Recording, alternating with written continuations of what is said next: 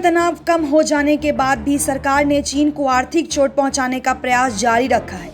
अब Delhi Mumbai expressway project से 2 चीनी कंपनियों की बोली रद्द कर दी गई है।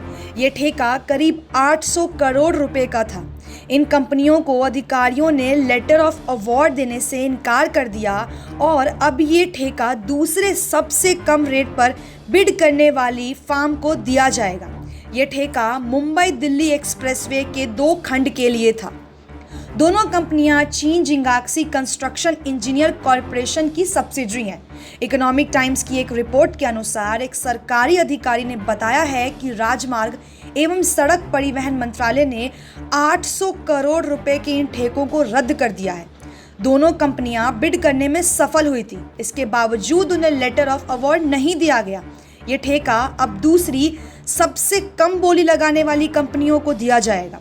गौरतलब है कि हाल ही में सड़क परिवहन और राजमार्ग मंत्री नितिन गडकरी ने ऐलान किया था कि चीनी कंपनियों को राजमार्ग परियोजनाओं से बाहर कर दिया जाएगा। साथ ही नितिन गडकरी ने यह भी कहा था कि चीनी कंपनियों को संयुक्त उद्यम के रूप में काम नहीं करने दिया जाएगा। इससे पहले भारतीय रेलवे ने एक चीनी कंपनी को 471 रुपये का सिग्नलिंग का ठेका कैंसिल कर दिया। ये ठेका पहले Beijing national railway research and design institution and telecommunication network को दिया था। ये कंपनी कानपुर से दीनदयाल उपाध्याय नगर खंड के बीच 417 किलोमीटर लंबे खंड पर काम कर रही थी। कंपनी ने करीब 20% काम कर भी लिया था।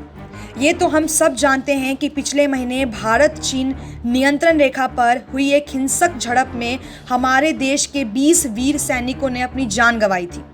इसके बाद से दोनों देशों के बीच तनाव काफ़ी बढ़ गया था। चीन का आर्थिक झटका देने की कोशिश के तहत में ही देश ने चीनी माल को बहिष्कार करने का भी प्रयास किया और सरकार भी लगातार चीनी आयात पर अंकुश और चीनी कंपनियों को सरकारी ठेकों से बाहर करने के लिए प्रयास कर रही है और साथ ही चीन को बड़े झटके दे रही है। SPN 9 न्यूज़ रूम से शालिनी झा की रिपोर्ट।